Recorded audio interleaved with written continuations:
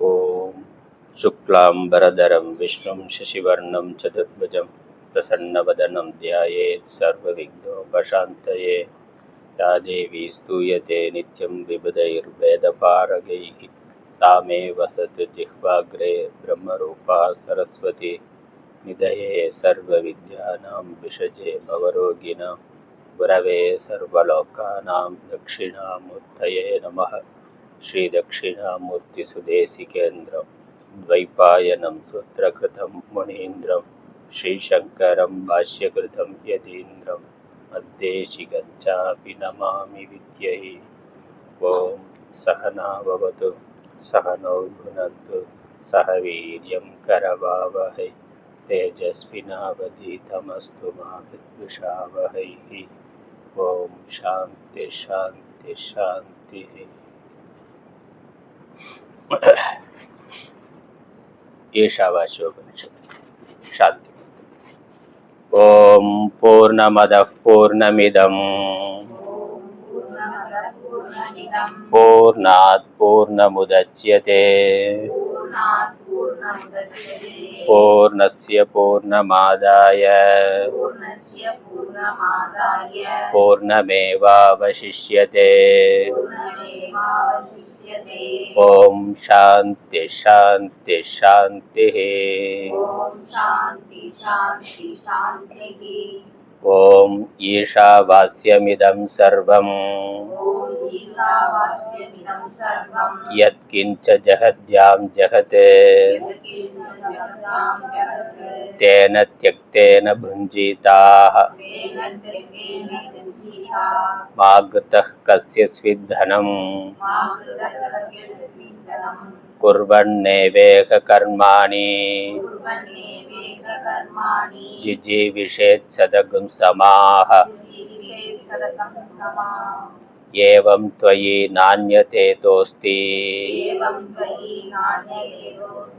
न कर्म लिप्यते नरे। असुर्या नाम ते लोकाः अन्धेन तमसा वृताः तागुंस्ते प्रेत्याभिगच्छन्ति ये के चात्महनो जनाः। अनेजदेकं मनसो जवीयः नैनद्देवा आप्नुवन् पूर्वमर्षते तद्धावतोऽन्यानत्येति तिष्ठत्तस्मिन्नपो मादरिष्वा दधाति।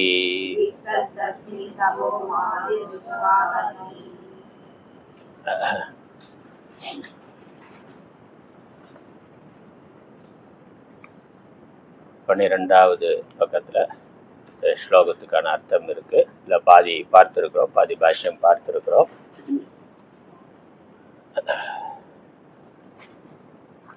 ஆத்மா அல்லது பிரம்ம லட்சணமானது சொல்லப்படுகின்றது. ஈஷா வாஷ்யமிதம் சர்வம் என்று உபனிஷத் தொடங்கியது. இந்த உலகம் அனைத்தும் ஈஸ்வரனால் வியாபிக்கப்பட்டுள்ளது என்ற ஞானத்தை ஒருவன் அடைய வேண்டும். அந்த ஈஸ்வரன் எப்படி, ஈஸ்வர ஸ்வரூபம் என்ன என்பது இந்த மந்திரத்தில், இந்த மந்திரம் அடுத்த மந்திரங்களில் விவரிக்கப்படுகின்றது. தான் அசைவற்றதாக இருக்கின்றது. அதில் முதல் லட்சணம் ஈஸ்வரன் பிரம்மம், தான் தன்னுடைய நிலையிலிருந்து மாறுபடாதவராக இருக்கின்றார். அனேஜத் என்பது மாறுபடுதல், விகாரமடைதல், தன் நிலையிலிருந்து நழுவுதல் என்பது அது இல்லாதது. ஏஜத் அப்படின்னா நழுவுதல், மாறுபடுதல், மாறுபடாதது. அதுக்கப்புறம் உலகம் எப்படி மாறுபட்டாலும் தான் மாறுபடாதவராக இருக்கிறார். முதல் லட்சணம் அது. உலகத்தில் நம்ம பார்க்கின்ற அனைத்தும் மாறுபடக்கூடியதாக இருக்கின்றது. அப்படி இல்லாதவர் இறைவன். அதான் அப்படி புரிந்து கொள்ளணும். நம்ம பார்க்கின்ற எல்லாமே மாறுபடுகின்றது. எது மாறுபடுதோ அது ஒரு காலத்துல இல்லாமல் போய்விடும். மாறி மாறி கடைசியில இல்லாமலே போய்விடும். மாறும் தன்மையுடையது, அழியும் தன்மையுடையதாக இருக்கும். மாறுபாடு இல்லாதவர்னா அழிவில்லாதவர். அதுக்கப்புறம் எத்தனை இருக்கிறார்னா அது ஏக்கம் ஒன்றுதான். இறைவன் ஆத்மா பிரம்மம் என்பது ஒன்றுதான். உடல்கள் அநேகமாக இருந்தாலும் உலகங்கள் அநேகமாக இருந்தாலும் அதற்குள்ள ஆதாரமாக இருப்பது ஒரே பொருள்தான். ஆத்மா ஒன்றுதான், இறைவன் ஒன்றுதான். அதுக்கப்புறம் அவர் மனது இந்திரியங்கள் இவைகளுக்கும் ஆதாரமாக இருக்கிறார். இவைகளுக்கு விஷயமாவது இல்லை என்பதை உபனிஷத் சொல்லுகின்ற முறை கொஞ்சம் ஒரு புதிய வார்த்தைகள்ல இருக்கும். மனசக ஜவியக, மனதை விட வேகமாக செல்லத்தக்கது, மனதை விட வேகமா செல்லும் தன்மை உடையது அப்படிங்கிற அர்த்தம். மனதை விட வேகமா போகத்தக்கதுன்னா மனதினால் அறிய முடியாதது, மனதினால் பிடிக்க முடியாது. அதே மாதிரி இந்திரியங்களாலும் இந்திரியங்களை விடவும் வேகமாக செல்லத்தக்கது. அதனால இந்திரியங்களுக்கும் விஷயமாகாது என்று அர்த்தம். இந்திரியங்கள் மனதினால அது அறியப்படும் பொருளாக அறிய முடியாதது, பார்க்கப்படும் பொருளா நம்ம புறத்துல மற்ற பொருள்களை ஆப்ஜெக்டை பார்க்கிற மாதிரி அதை பார்க்க முடியும், ஆப்ஜெக்டா பார்க்க முடியாது. ஏன்னா எல்லா சப்ஜெக்டுக்கும் சப்ஜெக்டா இருக்கு. எல்லா சப்ஜெக்டுக்குள்ளும் அது இருப்பதற்கு காரணமா இருக்கிறது ஆத்மாங்கிறதுனால அதை புறப்பொருளாக நம்ம பார்க்க முடியாது. அதற்கு நிறைய உதாரணங்கள் பார்த்தோம். மின்சாரம் மாதிரி மின் விளக்குகள் தனக்கு புறத்துல இருக்க எல்லாவற்றையும் ஒளிர்விக்கலாம். ஆனா தனக்கு ஆதாரமா இருக்கக்கூடிய மின்சாரத்தை மின் விளக்குனால ஒளிர்விக்க முடியாது. அப்ப மின்சாரம் இருக்குங்கிறது எப்படி நமக்கு தெரிகின்றது? மின்விளக்கு எரிகிறது, அது மற்றவற்றை காட்டுகின்றதுங்கிறது தான் மின்சாரம் இருப்பதற்கான ஆதாரம். அதனால நம்ம இருக்கிறோம், நாம புறத்துல விஷயங்களை பார்க்கிறோம்னா இதற்கு ஆதாரமாக கண்ணு, காது, மூக்கு இவைகள் செயல்படுவதற்கு காரணமான ஒரு சக்தியானது உள்ளே இருக்கின்றது. ஒரு பிரபஞ்சம் இயங்கி கொண்டிருக்கிறதுனா அப்ப அது இயங்குவதற்கு காரணமான ஒன்று அதற்கு ஆதாரமாக உள்ளே இருக்கின்றது. அதனால அதை அப்படித்தான் புரிந்து கொள்ள முடியுமே ஒழிய புறத்துல ஒரு வடிவத்துல பார்க்க முடியாது. விரும்பி ஒரு வடிவம் எடுத்துக்கொண்டு வந்தா பார்க்கலாம். அத நம்ம ஈஸ்வரன் சகுன பிரம்மமா பார்க்கிறோம். அப்படி உபாசனையா ஜபம் பண்ற பொழுது தியானம் பண்ணி ஈஸ்வரனுடைய அருளால நம்ம பிரத்யட்சமா பார்க்கிறது அந்த இறைவன் ஒரு வடிவத்தை எடுத்துக்கொண்டு வர்ற பொழுது பார்க்கலாம். ஆனா வாஸ்தவமா அவர் வடிவம் இல்லாதவர் என்பதுதான்.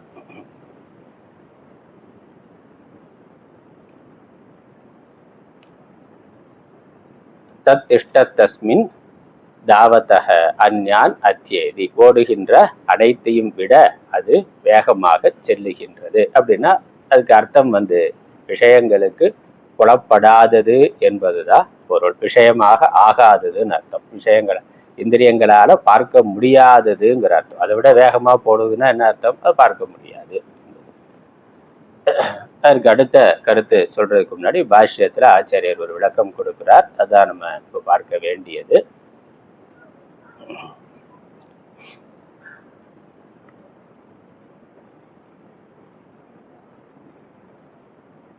நான் பாஷ்யம் சம்ஸ்கிருதத்தில் இருக்கிறத சொல்றேன், அப்புறம் தமிழ் அர்த்தம் பார்க்கலாம்.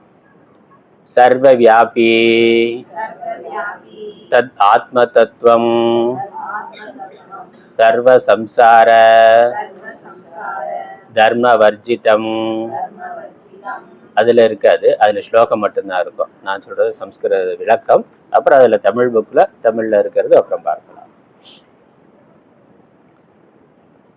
சர்வ சம்சார தர்ம வர்ஜிதம் ஸ்வேன நிருபாதிகேன ஸ்வரூபேண அவிக்ரியம் ஏவ சன் உபாதிக்ருதாக சம்சார விக்ரியாக அனுபவதி இதி அவிவேகினாம் மூடானாம் அநேகம் இவச்ச பிரதிதேகம் பிரதி அவபாசதே இதி ஏதத் ஆக.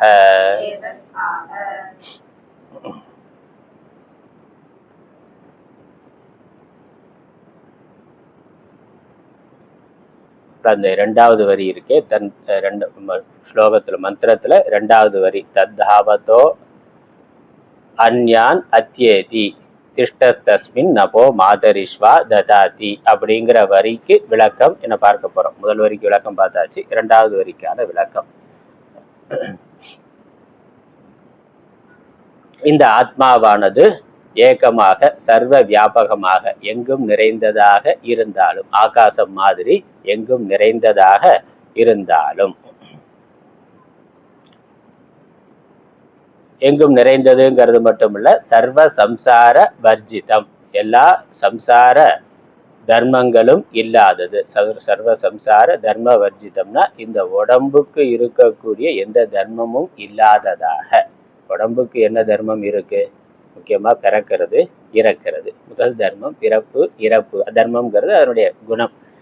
பிறத்தல் இறத்தல்ங்கிற ஒன்று இருக்கு. அதற்கு அப்புறம் பசி தாகம் முதலானவை இருக்கு, இன்ப துன்பம் இருக்கு. இதெல்லாம் உடம்பினுடைய தர்மம். அந்த மாதிரியான தர்மம் ஆத்மாவுக்கு இல்லை. இப்போ உடம்பு பிறக்குது இறக்குது, ஆத்மா பிறப்பது இல்லை இறப்பது இல்லை. முதல் விஷயம். உடம்புக்கு இருக்கக்கூடிய முதுமை, பிறப்பு, இறப்புக்குள்ள வேற நல்லா இருக்கெல்லாம் வைத்துக் கொள்ளணும். இளமை பருவம், குழந்தை பருவம், அப்புறம் முதுமை, இதெல்லாம் ஆத்மாவுக்கு இல்லை.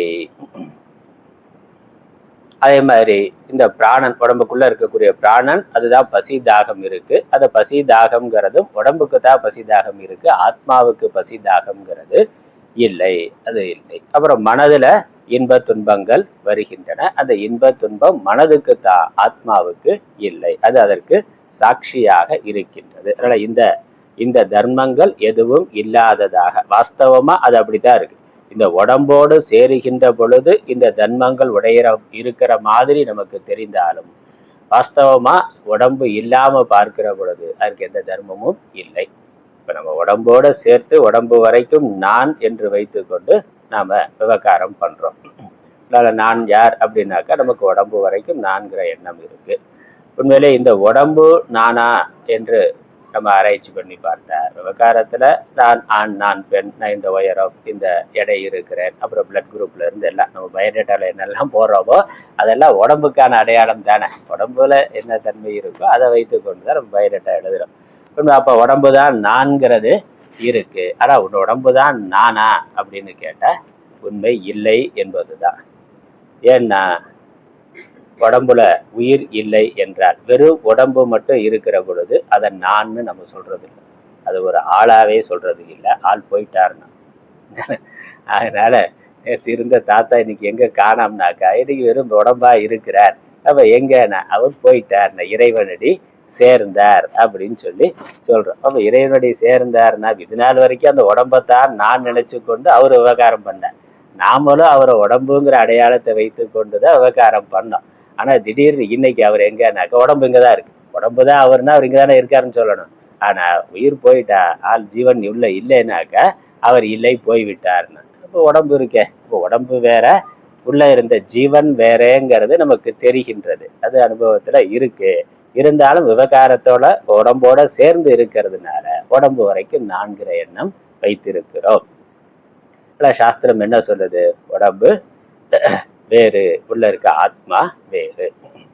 நமக்கு அந்த அனுபவமும் இருக்கின்றது. ஆனா நம்ம அதை விவேகம் பண்றது இல்லை. தூக்கத்துல கனவுல ஸ்தூல சரீரம் இல்லாம வெறும் மனசு மட்டும் செயல்படுது. அப்ப இந்த உடம்பு இல்லாம நாம இருக்கிறோம்ல, கனவுல இந்த உடம்புக்கு என்ன, இந்த ஸ்தூல உடம்புக்கு என்ன இருந்தாலும் நமக்கு தெரியறது இல்லை. கனவுல வேற ஒரு உடம்புல இருந்து கொண்டு அதுதான் நான்கிற எண்ணத்தோட நம்ம விவகாரம் பண்ணுகின்றோம். அங்க பார்க்கிறோம், கேட்கிறோம், சாப்பிட்றோம், அங்க விருப்பு வெறுப்பு, இன்ப துன்பங்கள் வருது. அதுக்கு இந்த ஸ்தூல உடம்புக்கு எந்த சம்பந்தமும் இல்லாம இருக்கு. இங்க ராத்திரியில தூங்குறோம், கனவுல பகல்ல எங்கேயோ இருக்கிற மாதிரி வருது. இங்க நல்லா மூக்கு பிடிக்க சாப்பிட்டுட்டு தூங்குறோம், அங்க பசியோட அழையலாம். அல்லது பசியோட தூங்கிட்டு அங்க ஏதோ விருந்து சாப்பிட்ற மாதிரி நினைக்கலாம். எப்படி வேணாலும் வரலாமே.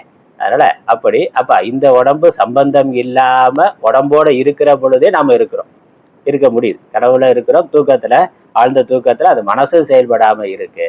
அப்ப தூக்கத்துல இருக்கிறது யாரு? ஆழ்ந்த தூக்கத்துல இருக்கிறது யாரு? இப்போ உடம்புக்கு சம்பந்தம் இல்லாம உடம்புக்கு வேற ஒன்று இருக்கு. அது ஒரு காலத்துல ஒரு அவஸ்தையில உடம்போட சேர்ந்து வேலை செய்யுது. அது இல்லாமலும் அது செயல்பட முடிகின்றது. அதனால எப்போ அது உடம்போடு சேருகின்றதோ அப்போ உடம்போட தர்மத்தை எடுத்துக்கொண்டு அது இருப்பது போல தெரிகிறது. ஆனா வாஸ்தவமா உடம்போட தர்மத்தை எடுத்துக்கொள்வது இல்லை. அதான் சாஸ்திரம் சொல்றது. ஏன்னா உள்ள இருக்க ஆத்மா, உடம்பு இயங்குவதற்கு காரணமா இருக்கிற ஆத்மா அது ஈஸ்வரன், அது இறைவன்.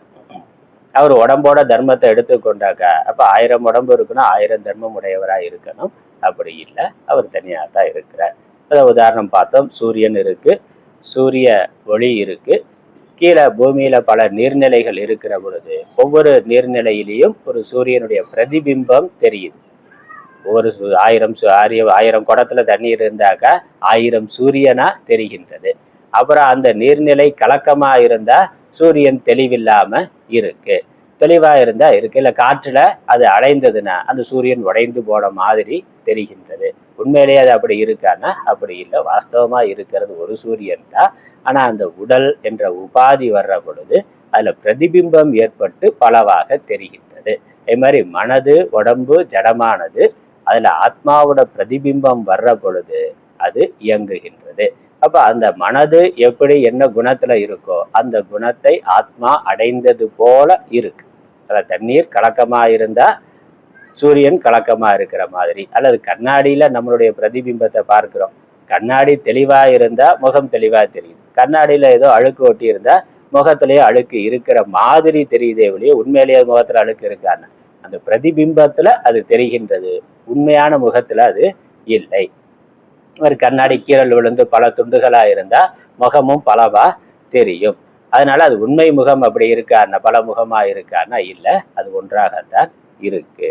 அந்த எக்ஸிபிஷன்ல எல்லாம் வச்சிருப்பாங்க பழைய காலத்துல, அதுக்குன்னு ஒரு கடை இருக்கும். விதவிதமா கண்ணாடி வைத்திருப்போம். ஒன்று நீளமா காமிக்கும், ஒன்று அகலமா குண்டா காமிக்கும், ஒன்று குட்டையா காமிக்கும், ஒரு இதுல பார்த்தா பல வடிவங்களா தெரியும். உண்மை ஒண்ணுதான். அந்த உண்மையான பொருள்ல எந்த மாற்றமும் இல்லை, உண்மையான முகத்துல எந்த மாற்றமும் இல்லை, பிரதிபிம்பங்கள்ல மாற்றம் வருது. அது எதனால வருது? அந்த உடம்போட சேர்ந்ததுனால வருகின்றது.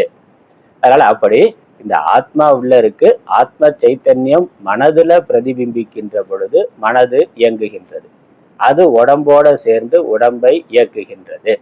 அப்ப அந்த பிரதிபிம்பம் உடம்பு இவைகள் சேர்ந்து அதையும் சேர்த்து நம்ம ஜீவனா நினைக்கிறோம். ஆத்மா இருக்கு, மனசு இருக்கு, உடம்பு இருக்கு. ஆத்மாவுடைய அந்த சைத்தன்ய அம்சம் மனசுக்கு உடம்புக்கு வந்து அது இயங்குகின்றது. நம்ம ஆத்மா மட்டும் பிரித்து தனியா நான்னு பார்க்கறது இல்லை. ஆத்மா இந்த பிரதிபிம்பம் உடம்பு இவைகள் எல்லாம் சேர்த்து நம்ம நான்னு நினைத்திருக்கிறோம். அதனால உடம்பினுடைய இன்ப துன்பம் நம்முடையதாக நினைக்கின்றோம். ஆனா வாஸ்தவமா அது அப்படி இல்லை. அதனால அவிவேகி நாம்னு சொல்றார். அதனால விவேகம் இல்லாதவர்கள், மூடானாம், இந்த மூடர்கள், இந்த ஆராய்ச்சி பண்ணாதவர்கள், இந்த உடம்பு என்ன, மனசு என்ன, ஆத்மா என்ன, நான்கிறது என்னங்கிற ஆராய்ச்சி செய்யாத வரைக்கும் இதெல்லாம் நம்ம கலந்து பார்க்கறதுனால உள்ள இருக்கக்கூடிய ஆத்மாவே துன்பத்தை அடைந்தது போல. அதனால உடம்பினுடைய தன்மையை நான் கருப்பா இருக்கிறேன், நான் சிவப்பா இருக்கிறேன், அல்லது நான் சுக்கி, நான் துக்கி, நான் கோபக்காரன் என்று உடம்போட குணத்தை மனதோட குணத்தை நம்முடையதாக நம்ம கருதுகிறோம். அது விவேகம் பண்ணாததுனால, அது பிரதிபிம்பத்துல வர்றது, அகங்காரத்தினால வர்றது. அந்த மனதுல தோன்றுகின்ற பிரதிபிம்பத்தை தான் நம்ம அகங்காரம்னு சொல்றோம். அது மனசோட சேர்ந்து அகங்காரம் இருக்கு. மனசு எப்படி இருக்கோ உடம்பு எப்படி இருக்கோ அப்படி அகங்காரம் இருக்கு. ஆனா அகங்கிற ஆத்மா அப்படி இல்லை. அதான் சாஸ்திரம் சொல்லுது. அதனால ஆத்மாவுக்கு 2 ரூபம். ஒண்ணு உபாதியோட சேர்ந்த ஒரு வடிவம், உபாதி இல்லாத வடிவம். உபாதியோட சேருகின்ற பொழுது உபாதியினுடைய குணங்கள் எல்லாம் ஆத்மாவினுடையது போல அது இருக்கின்றது. அது போல, அது மாதிரி, அது அடைந்தது போல அப்படி இருக்கின்றது. உபாதி இல்லாம பார்த்தா அது எவ்வித குணமும் அற்றதாக இருக்கின்றது. உதாரணம் பார்த்தோம், பானையில ஆகாசம் இருக்கு, பானை நகருகின்ற பொழுது உள்ள இருக்க ஆகாசமும் நகருவது போல. உள்ள இருக்க ஆகாசம் நகருதானா? இல்லை. ஆனா அது பானை போற போது அதுவும் போற மாதிரி தெரிகின்றது.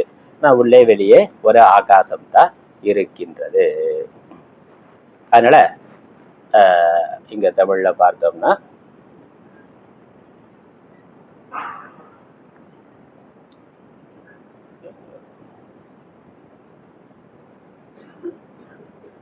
பதிமூணாவது பக்கத்துல 2வது வரி, 3வது வரியிலிருந்து ஆகாசம் போன்று வியாபி ஆகலின் 3வது வரி, 13வது பக்கத்துல 3வது வரியிலிருந்து பார்க்கிறோம். சம்ஸ்கிருதத்துல சொன்னதோட அர்த்தம் இதுதான்.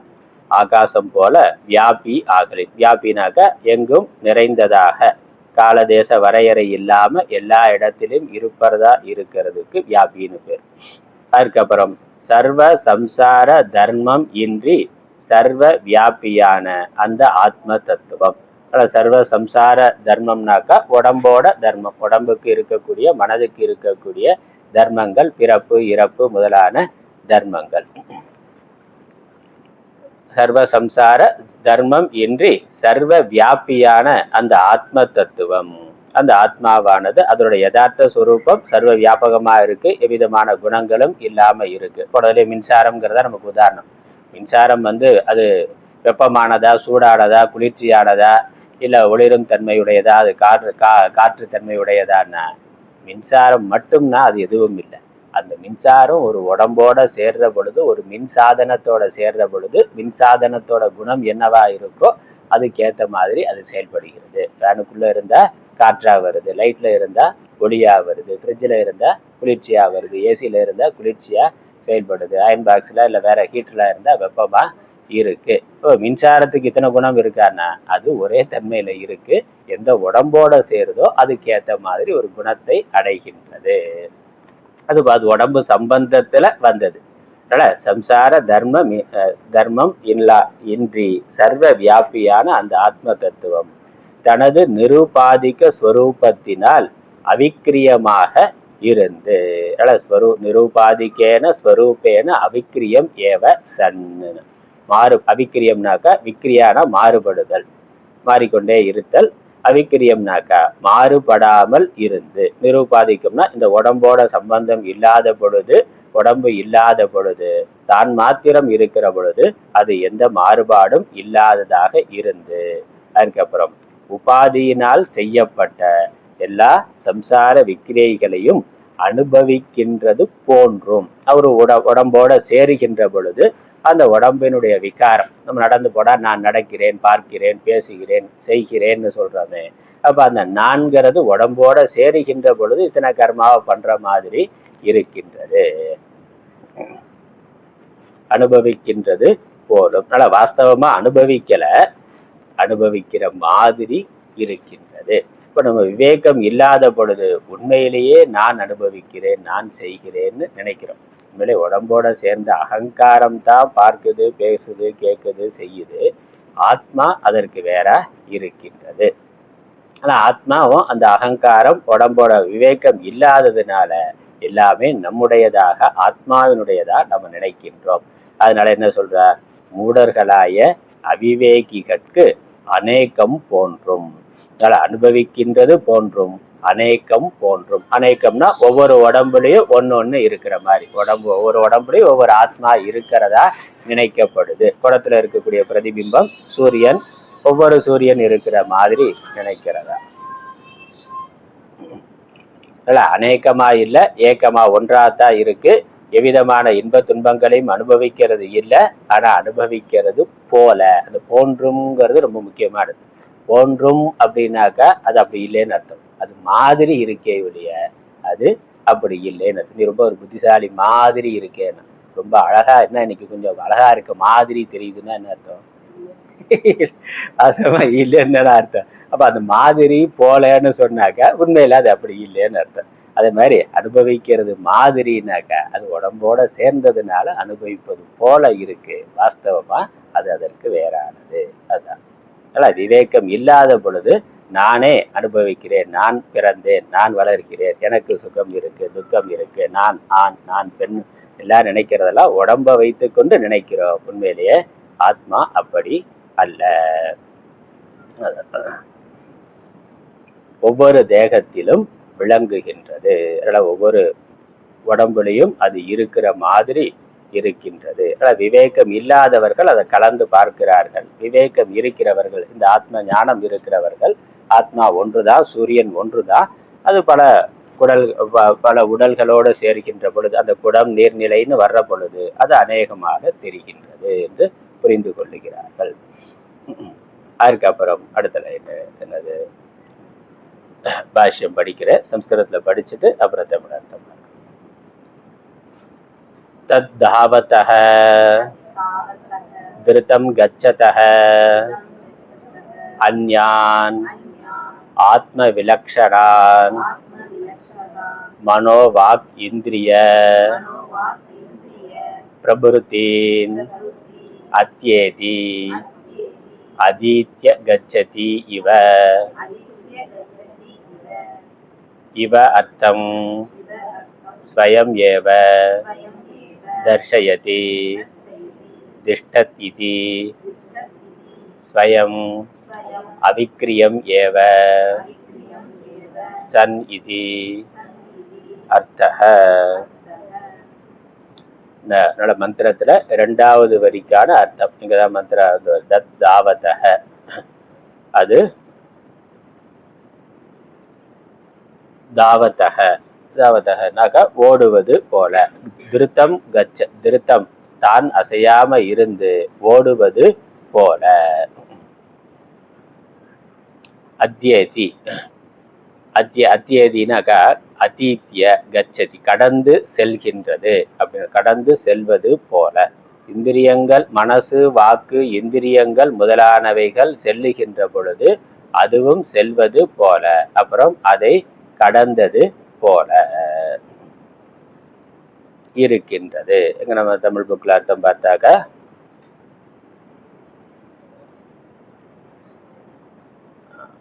தத் தாவதஹ, அதுல இருந்து தத் தாவதகனா விரைவில் சென்று ரொம்ப வேகமா போகுது. அந்யான் அந்யான்னாக்கா ஆத்மாவுக்கு வேறான, அதாவது உடம்பு மனசு புத்தி இவைகள் மனம் வாக்கு இந்திரியம் முதலியவற்றை அத்யேதி அதிக்கிரமித்து செல்லுகின்றது போன்றும் அதை கடந்து செல்வது போல. மனசு போற பொழுது மனசுக்கு முன்னாடி அது அங்க இருக்கு. முன்னாடியே பார்த்தோம், இந்த மனசு எதை கல்பனை பண்ணி எங்க போகுதோ அங்க ஏற்கனவே ஆத்மாவானது இருக்கின்றது. அப்படின்னா அது சர்வ வியாபியா இருக்குங்கிறத காட்டுவதற்காக மனசு போறதுக்கு முன்னாடி ஆத்மா அங்க இருக்கு. அதே மாதிரி இந்திரியங்கள் போறதுக்கு முன்னாடி அந்த மனசு அங்கே ஆத்மா அங்கே இருக்கின்றதுன்னா அது எங்கும் இருப்பதாக இருக்கின்றது. சூரியன் மாதிரி தான். நம்ம இங்க இருந்து ஒரு ஊர்ல இருந்து இன்னொரு ஊருக்கு போனாக்க அங்க சூரியன் இருக்கிறார். நமக்கு முன்னாடி அவர் அங்க போயிட்டார். இல்ல நமக்கு முன்னாடி அவர் சூப்பர் ஃபாஸ்டா அவர் வந்தே பாரத்ல போறாரு போல, ரொம்ப வேகமா நமக்கு முன்னாடி அங்க போய் இருக்கிறார். அப்படின்னா என்னது, அங்க ஏற்கனவே இருக்கிறார்னு அர்த்தம். அதனால வேகமா போறதுன்னா நம்ம விட முன்னாடி அது அங்கே இருக்கிறதுன்னு அர்த்தம். அதனால இந்த ஈஷாவாசி உபனிஷத்தை நேரடியா சொல்லாம மறைமுகமா தான் நிறைய விஷயங்களை சொல்லுது. அதை நம்ம புரிந்து கொள்ளணும். அது மாதிரி இந்திரியங்களுக்கு முன்னாடி இந்திரியங்களை விட வேகமாக செல்வது போல. இந்திரியங்களுக்கு முன்னாடியே அது அங்க போய் இருக்குனாக்க அது அங்க இருந்தா தான் இந்திரியமே போக முடியும்னு அர்த்தம். அந்யான் அந்யான்னா வேற, ஆத்மா விலட்சணங்களான மனம் வாக்கு இந்திரியங்கள் முதலியவற்றை அத்தியேதி அதிக்கிரமித்து செல்லுகின்றது போன்று. போன்றுனா போல, போலும் என்னும் அர்த்தம் தானே காண்பிக்கின்றது. போலங்கிற வார்த்தையை ஆச்சாரியர் இங்க பாஷ்யத்துல விளக்கத்துல போல இவங்கிற வார்த்தைய சொல்ற. உபனிஷத்துல அது இல்லை. ஆனா உபனிஷத்துல அதுக்கு பதில திஷ்டத் என்று ஒரு சொல் இருக்கு. திஷ்டத்னா நின்று கொண்டேனா, தான் இருந்த இடத்துல இருந்து அதற்கு மேல வேகமாக செல்லுகின்றது என தான் அவிக்கிரியமாய் இருந்து என்பது பொருளாம். தான் போகாமலே இருந்து மனதை விட இந்திரியங்களை விட வேகமாக போவது போல இருக்கின்றது. உண்மையிலே அது போகல, ஆனா போன மாதிரி இருக்கு. உண்மையிலே சூரியன் போயிடுச்சானா, நம்ம ட்ரெயின்ல போன மாதிரி சூரியன் போச்சானா, அப்ப அது இருக்கிற இடத்துலதான் இருக்கு. ஆனா போனது போல நம்ம அங்க போனா அங்க அவைலபிளா அது இருக்கின்றது. அதனால போனது போல, அதாவது தான் போகாமல் இருந்து போனது போலன்னு காமிக்கிறதுக்காக மந்திரத்துல பார்த்தா திட்டத் அப்படின்னு ஒரு வார்த்தை இருக்கு. திட்டத்துல இருந்த இடத்தில் இருந்து கொண்டு, தான் இருந்த இடத்துல இருந்து கொண்டு உடம்பு மனது இவைகள் போகின்ற பொழுது தான் அதோடு போவது போல, அதை விட வேகமாக போவது போல தோன்றுகின்றது. இப்ப ஆத்மா எந்த விகாரமும் இல்லாமல் இருக்கின்றது. உடம்பு எப்படி மாறுபட்டாலும் மனது எப்படி மாறுபட்டாலும் தான் மாறுபடாமல் இருக்கிறது என்பதை புரிந்து கொள்ளணும். அதான் இப்ப இன்னொரு உதாரணம் இருக்கு. சூரியன் இருக்கு, சூரிய ஒளி வருது. நம்ம கீழே ஒரு பிரதிபிம்பிக்கக்கூடிய ஒரு பொருள் கண்ணாடியை வைத்தோம்னு வச்சுக்கோங்களேன். அந்த கண்ணாடிக்கு தானா பிரகாசத்தை ஒளியை உண்டு பண்ணக்கூடிய சக்தி இல்லை.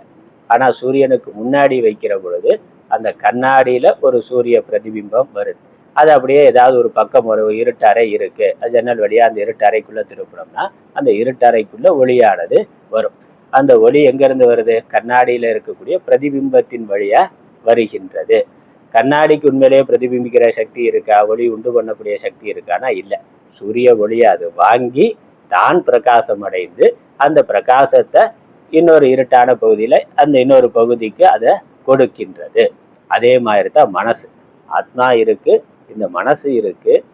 மனசு தானா பிரகாசிக்கக்கூடியது அல்ல, ஏன்னா அதுவும் ஜடம் தான், பஞ்சபூத காரியம்தான். ஆனா மனசு ஆத்மாவினுடைய பிரதிபிம்பம், ஆத்மாவுடைய அந்த சைத்தன்ய அம்சத்தை மனசு வாங்கி தான் முதல்ல இயக்கம் பெற்று அப்புறம் கண்ணு காது மூக்கு உடம்புக்கு அந்த இயக்கத்தை கொடுக்கின்றது.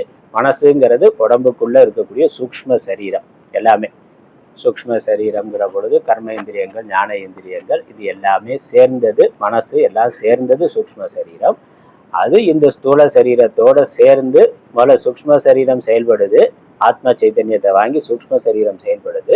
அப்புறம் அது உடம்போட சேருகின்ற பொழுது உடம்பு செயல்படுகின்றது. கண்ணு பார்க்குது, காது கேட்குது, எல்லாம் இருக்கு. இந்த மனசு உடம்போட சேரலைன்னா கண்ணு திறந்து இருக்கும், ஆனா வேற எங்கேயோ இருக்கும். மனசு சிந்தனை வேற எங்கேயோ இருந்தா முன்னாடி இருக்க பொருள் தெரியாது. அப்ப மனசு கண்ணோட சேரணும், காதோட சேரணும். அது சேர்ந்தாதான் அந்த இயக்கம், அந்த அறிவானது நமக்கு வரும். அதுல இருந்தே அது வேற இது வேறன்னு தெரியுது. அதோட சேர்ந்தாதான் அந்த இயக்கமானது வரும்னா உடம்பு வேற மனசு வேறையா இருக்கின்றது. மனசு உடம்போட சேருகின்ற பொழுது நமக்கு உலக விவகாரங்கள், உலக அனுபவங்கள் வருது. தூக்கத்துல, கனவுல இந்த ஸ்தூல உடம்பு இல்லாம மனசு மட்டும் செயல்படுது. மரணத்துல ஸ்தூல உடம்பை விட்டுட்டு மனசு இந்த சூக்ஷ்ம சரீரம் மட்டும் பிரிந்து போய்விடுகிறது. அப்ப அதோட சம்பந்தம் இல்லாம போயிட்டா அதுக்கப்புறம் ஸ்தூல சரீரம் செயல்படவே படாது. சொல்ல வேண்டியவங்களுக்கு சொல்லிட வேண்டியது. சம்பந்தம் இல்லாம போயிட்டாக்கா யாருக்கு சொல்லணுமோ தகவல் சொல்லிட வேண்டியதுதான். அவர் வேற இடத்துக்கு, வேற உடம்புக்கு போயிட்டார், அவ்வளவுதான். அந்த உடம்பு விட்டுட்டு வீட்டை காலி பண்ணிட்டு போற மாதிரி அவர் அந்த உடம்பு விட்டுட்டு வேற ஒரு ஆள் போகல, உடம்போட சம்பந்தம் போனது. அதனால அந்த ஜீவன் இறந்து போகல. நம்மளுடைய என்னன்னா ஜீவன் போயிட்டான்னு நினைக்கிறோம்.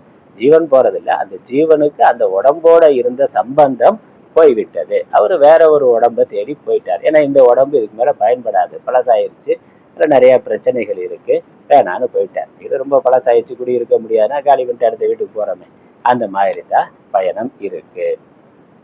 அதனால இப்ப ஆத்மா இருக்கு, சூக்ஷ்ம சரீரம் இருக்கு, உடம்பு ஸ்தூல உடம்பு இருக்கு. ஆத்மாவுடைய சைத்தன்யாம்சம் மனசுக்கு சூக்ஷ்ம சரீரத்துக்கு பிறகு ஸ்தூல சரீரத்துல சேர்ந்து அது இயங்குகின்றது. இதுல நம்ம முன்னாடி பார்த்த உதாரணத்தோட இன்னொன்னு பார்க்கணும். கண்ணாடி இருக்கு, கண்ணாடியில சூரியனுடைய பிரதிபிம்பம் வருது. ஆனா சூரியனுடைய பிரதிபிம்பம் வர்றதுக்கு முன்னாடியே அல்லது சூரிய பிரதிபிம்பம் இருக்கிற பொழுதே கண்ணாடி இருக்குங்கிறது நமக்கு தெரியுது. அது சூரிய ஒளியினாலதானே தெரியுது. சூரிய ஒளி கண்ணாடியை வியாபித்து இருக்கு, கண்ணாடியை சுற்றி சூரிய ஒளியானது ஏற்கனவே இருக்கு, அதை நம்ம பார்க்கிறோம், கண்ணாடியை பார்க்கிறோம். ஆனா கண்ணாடியில சூரியனுடைய ஒரு பிரதிபிம்பம், அதே வட்ட வடிவமா ஒரு பிரதிபிம்பமானது வந்திருக்கு. சூரிய ஒளி ஏற்கனவே கண்ணாடியை காமிச்சு கொண்டு இருக்கு. அந்த பிரதிபிம்பம் ஏற்பட்டதுனால சூரியன் மாதிரியே அங்கு ஒரு வடிவமானது தெரிகின்றது. ஆனா சூரிய ஒளி ஏற்கனவே அங்க இருந்து கொண்டு இருக்கின்றது. அதை திருப்புற பொழுது இன்னொரு அறையை அது பிரகாசப்படுத்துது. அதனால சூரிய ஒளியினுடைய வியாபகம் ஏற்கனவே இருக்கு, அதுல ஒரு கண்ணாடியில ஒரு பிரதிபிம்பம் மட்டும் ஏற்படுகின்றது. அது மாதிரி மனசுல ஒரு பிரதிபிம்பமானது வருகின்றது. அதுதான் அகங்காரம். மனதுல வரக்கூடிய பிரதிபிம்பம்ங்கிறது அகங்காரம். அந்த மனதை வியாபித்து ஏற்கனவே ஆத்ம சைத்தன்யம் இருக்கு. அதனால அகங்காரம் இல்லாமலே ஆத்ம சைத்தன்யமானது இருக்க முடியும். கண்ணாடியை வியாபித்து சூரிய ஒளி இருக்கிற மாதிரி, கண்ணாடிக்கு வெளியே சூரிய ஒளி இருக்கு, அதுதான் கண்ணாடியவே காமிக்குது. அப்புறம் அந்த கண்ணாடியை சூரியன் நோக்கி திருப்புற பொழுது அதுல ஒரு கூடுதலா ஒரு பிரதிபிம்பமானது வருது. அந்த பிரதிபிம்பத்தை வைத்துக்கொண்டு நம்ம இன்னொரு பொருளை பிரகாசப்படுத்த முடியும். அதுதான் இங்க விஷயம். அகங்காரம் மனசுல இருக்கு, மனசுல இருக்கக்கூடிய அந்த ஜீவன் நான்கிற உணர்வு மனசோட சேர்ந்து இருக்கிற பொழுது அது பிரதிபிம்பம். அதுதான் அகங்காரம்னு நம்ம சொல்றோம். அகங்காரம்னா கர்வம்னு ஒரு அர்த்தம். அந்த அகங்காரம் வேற, அது வந்து குணம், மனதோட ஒரு குணம். அகங்காரம்ங்கிற திமிருங்கிற வார்த்தையில பயன்படுத்துறோம். ரொம்ப அகங்காரமா நடந்துக்கிறா அப்படிங்கிறது அது குணம், அது ஒரு குணம். ஆனா அகங்காரம்ங்கிறது நான் நினைக்கக்கூடிய ஒரு எண்ணம். அப்போ மனதுல இருக்கக்கூடிய அந்த பிரதிபிம்பம், அதுதான் உண்மையிலே ஜீவன். ஜீவன் நினைக்கிற பொழுது அந்த மனசுல இருக்கக்கூடிய ஆத்மாவுடைய பிரதிபிம்பம், அப்புறம் அந்த ஸ்தூல உடம்போட சேர்ந்திருக்கிற அம்சம். அந்த அகங்காரமானது அந்த உடம்புல இருக்கிற வரைக்கும் உடம்ப நான் நினைத்து கொண்டு அது செயல்படும். அகங்காரம்னா இது நான் என்று நினைக்கிறதா. அந்த ஸ்தூல உடம்போட சம்பந்தம் விட்டுட்டு அந்த ஜீவன், அந்த மனசானது இன்னொரு ஸ்தூல உடம்போட சேர்ந்தா அதுல நான்கிற எண்ணம் வரும். அதனால இந்த அகங்காரம்ங்கிறது தற்காலிகமானது. அது வந்து ஒரு பிரதிபிம்பம் தான். ஒரு கண்ணாடியை எடுத்துட்டு வேற கண்ணாடியை வச்சா அதுல அந்த பிரதிபிம்பமானது வரும். அதே சமயம் ஆத்மா அதற்கு வேற இருக்கின்றது. இதெல்லாம் புரிந்து கொள்ளணும். அப்ப அந்த அகங்காரமானது மனசோட சேருகின்ற பொழுது அந்த மனசு எப்படி மாறுபடுதோ அதுக்கேற்ற மாதிரி அகங்காரம் மாறுபடுது. மனசுல கோப உணர்வு அதிகமா இருந்தா நான் கோபக்காரன், இல்ல சாந்தமா இருந்தா நான் ரொம்ப சாந்த சுரூபம். அது மனதோட தர்மம். மனது ஒவ்வொரு தவையும் ஒவ்வொரு குணம், அது சத்துவம் ரஜஸ் தமஸ்ங்கிற குணத்துக்கு தகுந்த மாதிரி மனசு மாறுபாடு அடையும். அந்த மனசுல இருக்கக்கூடிய அந்த பிரதிபிம்பமும் ஜீவனும் அது மாறுபாடு அடைந்தது போல இருக்கின்றது. கண்ணாடி மாதிரி தான். கண்ணாடியில அழுக்கா இருந்தா முகம் அழுக்கா தெரியும், கண்ணாடியில கீறல் விழுந்தா முகத்துல கீறல் இருக்கிற மாதிரி தெரியும்.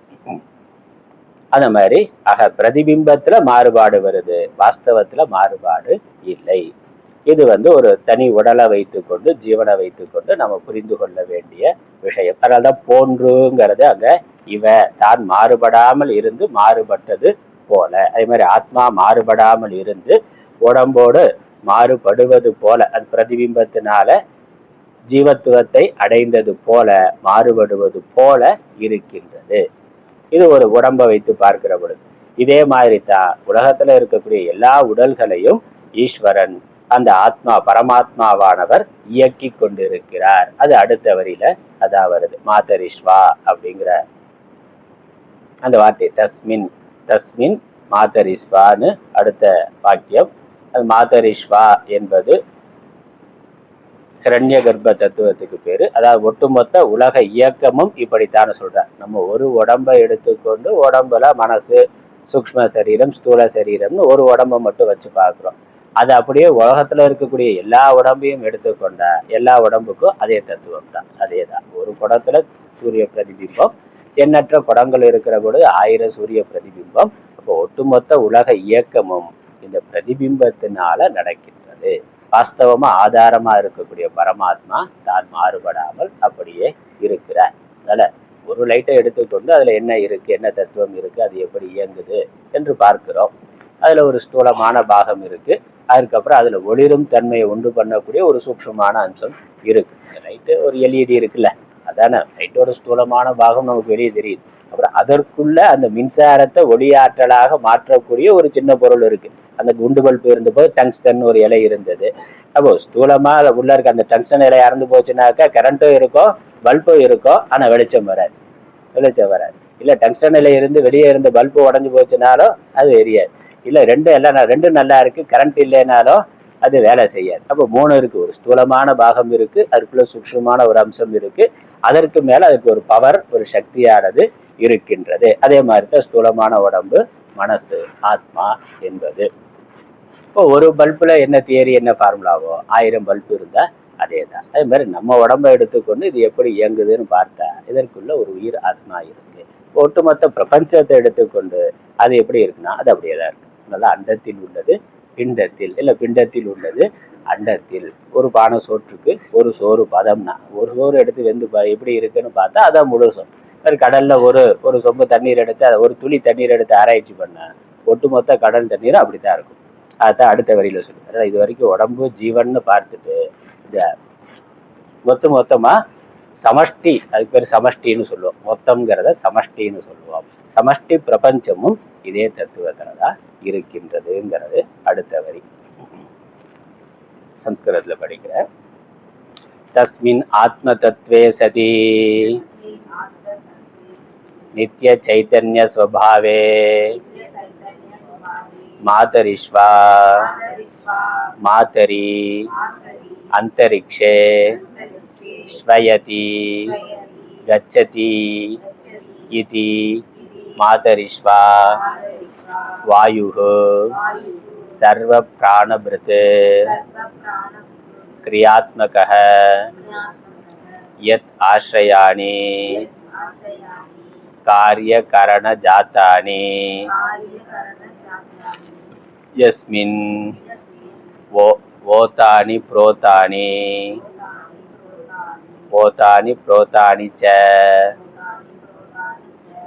யத் சூத்ர சம்யகம்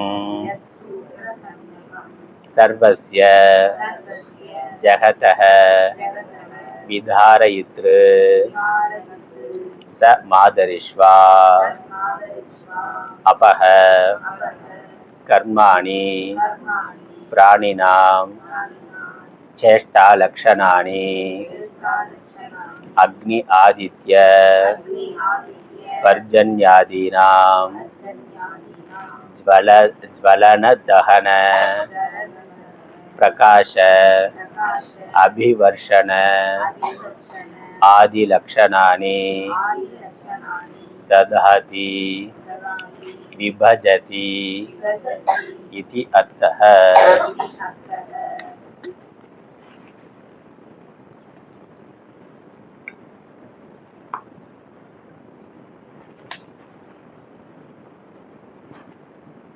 தஸ்மின் தஸ்மின் ஆத்ம தத்வே சதி அப்படிங்கிற வார்த்தை. தஸ்மின்ன இந்த ஆத்மா இருக்கின்ற காரணத்தினால், தஸ்மின் நித்திய சைத்தன்ய ஸ்வபாவமாகிய ஆத்ம தத்துவம் உளதாங்கால்னா உள்ளதா இருப்பதால், அது இருக்கிறதுனால, இது இருந்தா அது நடக்கும் அப்படின்னு சொல்லுவோமே, அந்த மாதிரி. கரண்ட் இருக்கிறதுனால விளக்கு எரிகின்றது. இப்ப மின்சாரம் இருப்பதனால் விளக்கு ஒளிகிறது. அப்ப மின்சாரம் இல்லைன்னா ஒளிராது. விளக்கு ஒளிர்வதற்கு காரணமா மின்சாரம் இருக்கு. அதே கருத்துதான் இங்க உலகம் இயங்குகின்றதுன்னா இந்த ஆத்மா நித்திய சைத்தன்ய சொரூபமான ஆத்மா இருக்கின்ற காரணத்தினால். எப்பொழுதும் நித்தியம்னா எப்பொழுதும் நிரந்தரமா, கால தேச வரையறை இல்லாம, பிறப்பு இறப்பு இல்லாம எப்பொழுதும் நிரந்தரமா இருக்கிறது நித்தியம். 3 காலத்திலும் இருப்பது எதுவோ நித்தியம். அப்புறம் சைத்தன்யம்ங்கிறது சேத்தன தன்மை, அந்த உயிர்த்தன்மை. உலகம் இயங்குவதற்கும் உடல் இயங்குவதற்கும் காரணமா இருக்கக்கூடிய அந்த சக்தி, உயிர்த்தன்மை, அதுக்கு சைத்தன்யம், சித்து சேத்தனம்னு பேர். அதனால சம்ஸ்கிருதத்துல இந்த ஆத்மா பிரம்மங்கிறது சித்துன்னு சொல்லப்படும், சேத்தனம்னு சொல்லப்படும், அல்லது சைத்தன்யம்னு சொல்லப்படும், அல்லது ஞானம்னு சொல்லப்படும். அதுல இருக்கக்கூடிய அறிவுத்தன்மை. உடம்பு கல்லு மண்ணெல்லாம் வெறும் ஜடமா இருக்கு. ஆனா உடம்புன்னு பார்க்கிற பொழுது, ஜீவன்னு பார்க்கிற பொழுது அதுக்குள்ள ஒரு இயங்குவதற்கான ஒரு காரணம் இருக்கு. அப்புறம் ஒரு அறிவு இருக்கு. ரெண்டுமே, கல்லு மண்ணு அது இயங்குவதில்லை, அதற்கு அறிவும் இல்லை. மரம் செடி கொடி மனிதர்கள் விலங்குகள் லிவிங் பீயிங்ஸ் பார்க்கிற பொழுது அந்த ஒரு உயிர்த்தன்மை இருக்கு, அறிவுத்தன்மையும் இருக்கு. அது அந்த உயிர்த்தன்மையும் அறிவுத்தன்மையும் ஆத்மாவினுடையது. ஆத்ம சம்பந்தம் இருந்தால்தான் அது வரும். அந்த இருப்புத்தன்மையும் ஆத்மாவுடையது. கல்லு மண்ணு ஜடங்கள்ல இருப்புத்தன்மை மட்டும் வெளிப்பட்டு இருக்கு. உயிர் பொருள்கள்ல அறிவும் அந்த உயிரும் வெளிப்பட்டு இருக்கு. அதான் அதனால ஆத்மா சத்து சித்து ஆனந்தம்னு சொல்லுவோம். சத்துங்கிறது இருப்பு. மண் இருக்கு, பாறை இருக்கு, சூரியன் இருக்கு, சந்திரன் இருக்கு. நான் இருக்கிறேன்னா அந்த இருப்புங்கிறது எல்லா உலகத்துல இருக்கக்கூடிய எல்லா பொருள்கள்லையும் சமமா இருக்கின்றது. அந்த இருப்பு ஆத்மாவினுடையது. அதுக்கப்புறம் இந்த லிவிங் பீயிங்ஸ் உயிருள்ள பொருட்கள்ல சைத்தன்யம், ஞானம், அறிவுங்கிறது வெளிப்பட்டு இருக்கு. அதனால அது சித்துன்னு பேரு. சித்து அல்லது ஞானம் அல்லது சைத்தன்யம், சேத்தனம், இதெல்லாம் ஒரே அர்த்தமுடைய வார்த்தைகள். அப்புறம் சத்து சித்து அது வரையறை இல்லாம இருக்கின்றது. அதனால அதுக்கு அனந்தம்னு பேரு. அனந்தம்னா வரையறை இல்லாதது, எல்லை இல்லாதது. அதனால அனந்தம்னா நிறைவு, பூர்ணம். இன்னொரு வார்த்தை ஆனந்தம். அனந்தமா இருக்கிறதுனால ஆனந்தம். அதனால சத்து சித்து ஆனந்தம். அதுல இங்க நித்திய சைத்தன்ய சிவபாவமாகிய ஆத்ம தத்துவம். அதனால ஆத்மாவினுடைய சொரூபம் என்னன்னா நித்திய சைத்தன்ய சொரூபம். எப்பொழுதும் அது உயிர் பொருளாக இருப்பது. உடம்பு அப்படி இல்லை. ஆத்ம சம்பந்தம் இருந்தா உயிர் பொருளா இருக்கும், இல்லைன்னா அது ஜட பொருளாக இருக்கும். ஆத்மா எப்பொழுதுமே உயிர் பொருளாக இருக்கக்கூடியது.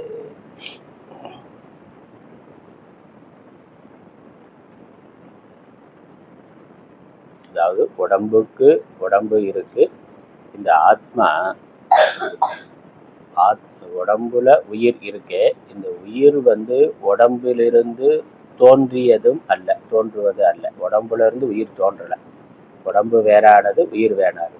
அதே மாதிரி உடம்பினுடைய ஒரு பகுதியும் அல்ல, உடம்போட ஒரு பார்ட்டா இருக்கு, கையை காலு மாதிரி. உயிர்ங்கிறது உடம்போட ஒரு பகுதியா இருக்கு அப்படின்னு இல்லை. உடம்போட ஒரு பகுதியும் அல்ல, உடம்பிலிருந்து உற்பத்தி ஆவதும் அல்ல, உடம்பினுடைய உடைமையும் அல்ல. அது ப்ராப்பர்ட்டி, நம்மளுடைய சொத்து மாதிரி. உடம்போட சொத்து உயிர்ங்கிறது இல்லை.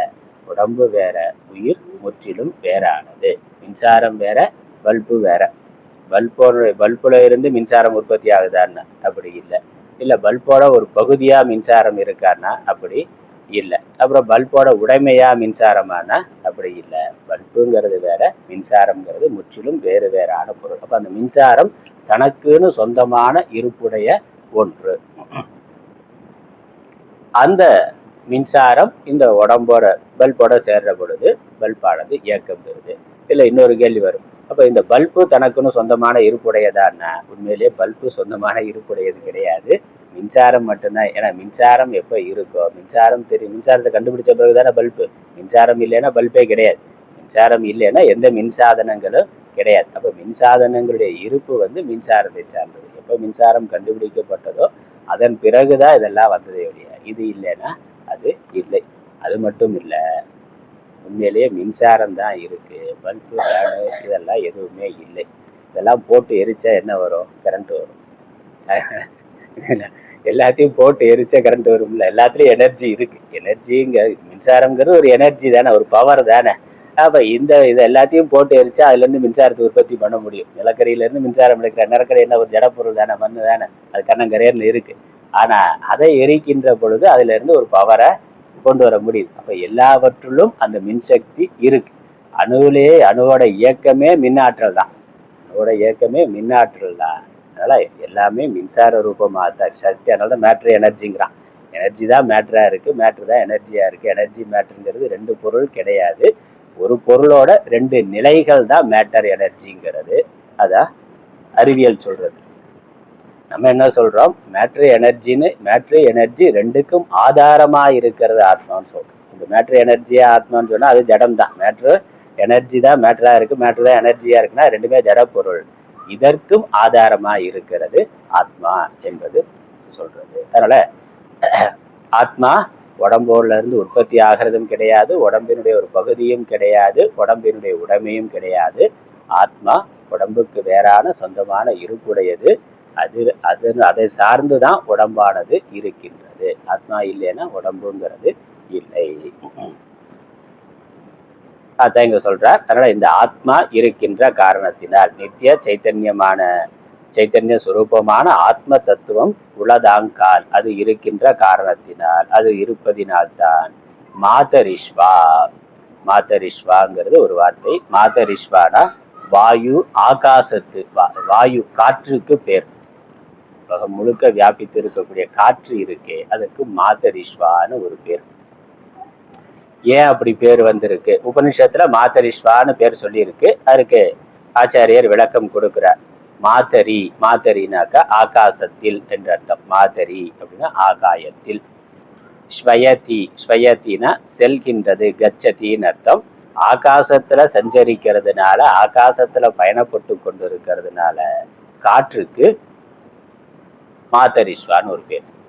காற்றுக்கு மாதரிஷ்வான்னு ஒரு பேரு. ஏன் மாதரிஷ்வான்னு பேருனா ஆகாசத்துல அது பயணப்படுறதுனால அதற்கு அப்படி ஒரு பேரு.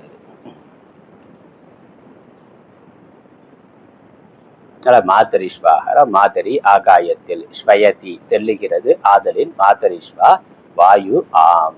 இந்த வாயுன்னு நம்ம சொல்ற போது அது ஒரு சாதாரணமா ஜனமா எடுத்துக்கொள்ளக்கூடாது. வாயுங்கிறது ஒரு தத்துவம். அதனால இந்த அதுக்கு சமஷ்டி வாயுன்னு பேரு. நம்ம உடம்புலையும் வாயு இருக்கு. உடம்புல இருக்கக்கூடிய வாயுக்கு பிராணன்னு பேர் சொல்றோம். உடம்பு இயங்குறதுக்கு உள்ள காற்று இருக்கு. அந்த காற்று தான் உடம்போட இயக்கத்துக்கு முக்கியமான காரணம். அது பிராணன்னு பேர். புறத்துல இருக்கக்கூடிய வாயுவுக்கு வாயுன்னு பேர் சொல்றோம், காற்றுன்னு பேர் சொல்றோம். இப்போ உடம்புல இருக்கக்கூடிய காற்று எங்க இருந்து வந்தது? வெளியே இருக்க காற்று தான். வெளியே இருக்க காற்று உடம்புல இருக்கிற பொழுது பிராணன்னு ஒரு பேர் சொல்றோம். அதனால எல்லா உடல்களிலும் இருக்கக்கூடிய காற்றுக்கு பிராணனுக்கு வாயுன்னு பேர். அதனால சமஷ்டி பிராணன்னு பேர். சமஷ்டி பிராணன், அதுக்கு வாயுன்னு பேரு. எல்லா பிராணிகளின் அந்த உடம்புல இருந்து என்ன பண்ணுது? கிரியா ரூபமாய் அது கிரியாத்மகம். இந்த உடம்பு கையு காலு இவைகள் இயங்கிறதுக்கு காரணமா இருக்கிறது முக்கியமா வாயு தான். உள்ள இருக்கக்கூடிய அந்த ஆக்சிஜன் தானே பண்ணுது. காற்று வாயு கோளாறு வந்தா அதுதான் கை கால் செயல்படாம போறதுங்கிறதுக்கு முக்கியமான காரணம் வாயுவினுடைய தடை தான். வாயு செயல்படாம போறது தான். அதனால நம்ம கண்ணை இமைக்கிறது திறக்கிறதுல இருந்து இந்த கை கால் அசைக்கிறது உடம்பினுடைய செயல்பாட்டுக்கு முக்கியமான காரணமா உள்ள இருக்கிறது பிராணன் என்பதுதான் வாயு. வாயு பகவான், வாயு தத்துவம், ஆக்சிஜன் தான். அதனால அது கிரியாத்மகம். வாயுனாக்க அது கிரியாத்மகம். உலகத்துல எல்லாவற்றையும் இயங்குவதற்கு காரணம், எல்லாம் இயங்கிறதுக்கு, இந்த உடம்பு இயங்கிறதுக்கு முக்கிய காரணமா இருக்கிறது வாயு. அதனாலதான் கிரியாரூபம்னு சொல்லியிருக்கிறார். கிரியாத்மகம்னா கிரியாரூபம். வாயு அனைத்தும் செயல்படுவதற்கு முக்கியமான காரணமா வாயுவானது இருக்கின்றது. காற்று, மரம், செடி கொடிகள்ல இருந்து எல்லாமே ஒரு இயக்கம்னாக்கா அதுக்கு பின்னாடி வாயு இருக்கு. வாயு, காற்று இருக்கு. கிரியாத்மகம். அதற்கு இன்னும் விளக்கம் கொடுக்கிறார்.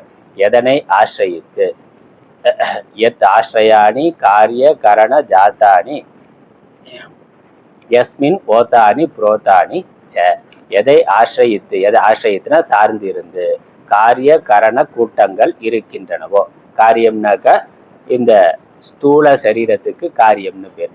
காரியம்னா ஒரு செயலால ஸ்தூல சரீரம் பஞ்சபூத காரியமா இருக்கு. பஞ்சபூதங்கள் சேர்ந்து ஸ்தூல உடம்பா இருக்கு. அதனால காரியம்ங்கிறது ஸ்தூல உடம்பை குறிக்குது. கரணம்ங்கிறது சூக்ஷ்ம சரீரம். அதனால காரிய கரண கூட்டம்ங்கிற பொழுது நம்ம உடம்ப சாஸ்திரம் டெக்னிக்கலா இந்த வார்த்தையில சொல்லும். காரிய கரண சங்காதம்னா ஸ்தூல சூக்ஷ்ம சரீரத்தினுடைய சேர்க்கை. கரணம்ங்கிறது கையை காலு மூக்கு இவைகள் கரணம்னு சொல்றோம். கரணம்னா கருவின்னு அர்த்தம். ஸ்தூலமா உடம்பு இருக்கு, அதுல பல அவயவங்கள் இருக்கு. முக்கியமா கர்ம இந்திரியங்கள், ஞான இந்திரியங்கள் இருக்கு. அதுக்கு கரணம்னு பேரு. அதனால ஸ்தூல சரீரம், சூக்ஷ்ம சரீரம் இதுக்கு சேர்ந்த கூட்டத்துக்கு காரிய கரணம்னு பேரு. இந்த ஸ்தூல சரீரமும் சூக்ஷ்ம சரீரமும் இந்த வாயுவை அடிப்படையாக கொண்டது. வாயுவை சார்ந்துதான் அதனுடைய இயக்கமானது இருக்கு. முக்கியமா ஆக்சிஜன் வேணும்ல. ஆள் போயிட்டாரா இருக்காருன்னு எதை வச்சு பாக்குறோம்? மூக்குல கையை வச்சு பார்த்தா வாயு சஞ்சாரம் இருந்தாக்கா சரி இருக்கிறாரு, தூக்கத்துல இருக்கிறாரே வெளியே ரொம்ப நேரமா செய்யாம இருந்தாக்கா சந்தேகம் வந்துருதுல. ரொம்ப வயசானவர தாத்தா பாட்டினாக்கா ரொம்ப நேரமா 6 எந்திரிக்கல, 10 மணி ஆச்சு எந்திரிக்கலன்னா ஒரு சந்தேகமா மூக்குல கையை வச்சு பார்த்தா பிராணன் போயிட்டு இருக்காரு இன்னும் போகல அப்படின்னா, அப்ப அந்த வாயு தான் இயக்கத்துக்கு காரணமா இருக்கு. நம்ம நல்லா தூங்குற பொழுதும் மற்ற கண்ணு காதெல்லாம் இவைகள்லாம் ஓய்வெடுக்கலாம். ஆனா பிராணன் ஓய்வெடுக்கிறது இல்லை. பிராணன் ஓய்வெடுத்துட்டாக்கா அவ்வளவுதான். அதனால அது எப்பொழுதும் இயங்கி கொண்டு இருக்கு. அப்ப இவைகள் இயங்குவதற்கு காரணமா இருக்கிறது பிராணன். அதனால இந்த காரிய கரண கூட்டங்கள் எதை சார்ந்து இருக்கோ, எதை சார்ந்து இருக்கு? பிராணனை சார்ந்து இருக்கு அந்த வாயு. இந்த ஒரு உடம்பு மட்டும் இல்ல, உலகத்துல இருக்கக்கூடிய எல்லா உடம்பும், எறும்புல இருந்து கொசு மூட்டை பூச்சியில இருந்து பெரிய யானையிலிருந்து எல்லா உடல்களும் இயங்கிறதுக்கு காரணமா இருக்கிறது அந்த வாயு தான். மரம், செடி கொடிகள் எல்லாமே. ஆனா எதை சார்ந்து? எதை ஆசிரியத்துனா சார்ந்து காரிய காரண கூட்டங்கள் இருக்கின்றனவோ. அப்புறம் எதன் கண் போத புரோதமோ. போத புரோதம்னாக்க ஊடும் பாவும் அப்படின்னு அர்த்தம். ஒரு துணி இருக்கு, நகை நெசவு பண்றது, இப்படி ஒரு நூல், குறுக்க ஒரு நூல் இருக்குல்ல, நெடுக்கும் குறுக்குமா நூல் இருக்கு, அதை அடுக்கி வைக்கிறது தான் துணி. நூலை குறுக்கும் நெடுக்குமா கோர்க்கிற பொழுது துணி வரும். அந்த குறுக்கும் நெடுக்குமா இருக்கிறதுக்கு பேர் ஓத புரோதம்னு பேர். ஓத புரோதம். இப்படி ஒரு பாவு நெசவு நெய்யறது பார்த்தா இப்படி ஒன்று ஓடும், அப்படி ஒன்று ஓடும். அந்த ஊடும் பாவும் அது நல்லா நேரா இருக்கிற நூல், குறுக்க இருக்கிற நூல், அதுக்கு பேர் ஓத புரோதம்னு பேர். அதனால உலகத்துல இருக்கக்கூடிய சகல பொருள்களும் எதன் கண் ஓத புரோதமோ, எதனிடத்தில் குறுக்கும் நெடுக்குமாக இருக்கின்றதோ. அதற்கு மேல என்ன சொல்றார்? எது சூத்திரம்னா, சூத்திரம்னா கயிறுன்னு அர்த்தம். சூத்ராத்மான்னு பேர். அதனால இந்த சமஷ்டி வாயுவுக்கு, சமஷ்டி பிராணனுக்கு சூத்ராத்மான்னு பேர். சூத்ராத்மான, சூத்திரம்னா கயிறு. எல்லாவற்றையும் கோர்த்து இருக்கிறது. அதுதான் எல்லாவற்றையும் சேர்த்து இயக்கி கொண்டிருக்கிறது இந்த வாயு தான். எப்படி சூத்திரே மணி கனா இவன்னு பகவத்கீதையிலே வருது.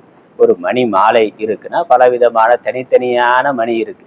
அது எல்லாவற்றையும் ஒரு நூல்ல கோர்க்கிறோம். அப்ப அந்த நூல் வெளியே தெரியாம இருக்கும். ஆனா உள்ள அந்த நூல் அது ஒரு நூலா இருக்கு. அதுல இந்த மணிகள் கோர்க்கப்பட்டு இருக்கின்றன. அதே மாதிரி உலகத்துல எண்ணற்ற உருவங்கள் உடல்கள் இருக்கு. எல்லாவற்றையும் கோர்த்து இயக்கி கொண்டிருக்கிறது இந்த சமஷ்டி பிராணன். அதுக்கு மாதரிஸ்வான்னு பேரு, சமஷ்டி பிராணன். அதனால அதுக்கு சூத்ராத்மான்னு பேரு. சூத்திரம் போல இருக்கக்கூடிய ஆத்மா, நூல் போல இருக்கக்கூடியது, அனைத்தையும் ஒன்றிணைத்து கோர்த்து வைத்திருக்கிறது. இந்த பூமியில தான் ஜீவர்கள் இருக்கிறார்கள்னு பார்க்கிறோம். மற்ற கிரகங்கள்ல ஏன் இல்லைன்னா வாயு இல்லை. வாயு இல்லை, ஜலம் இல்லை. வாயுவும் தண்ணீர், வாயுல இருந்தா ஜலம் வந்தது. வாயு இல்லைன்னா ஜலமும் இருக்காது. அப்ப வாயு ஜலம் இல்லைங்கிறதுனாலதான் மற்ற கிரகங்கள்ல எந்த ஜீவராசியும் இல்லை.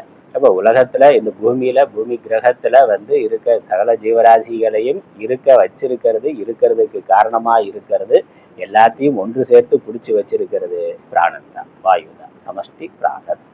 அதை நம்ம ஒரு தேவதையா சொல்றோம். அது ஒரு ஜடமா பஞ்சபூதத்தினுடைய ஒரு அம்சமா இல்லாம தேவதைன்னு சொல்றோம்.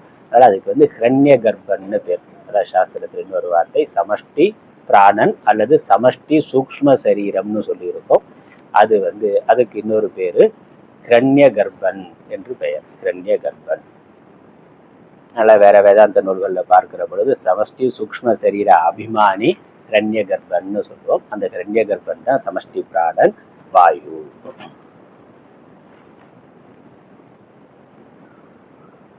என்னும் அதனால எதன் கண் ஓத புரோதமோ எது சூத்திரம் என்னும் பெயருடையதோ எல்லா உலகத்தையும் தாங்குவது அது மாதரிஸ்வா ஆகும். அதனால அதுக்கு மாதரிஸ்வா. அதனால மாதரிஸ்வாங்கிற வார்த்தைக்கு இந்த விளக்கம் உபனிஷத்துல இருக்கிறது. மாதரிஸ்வான்னு ஒரு வார்த்தை.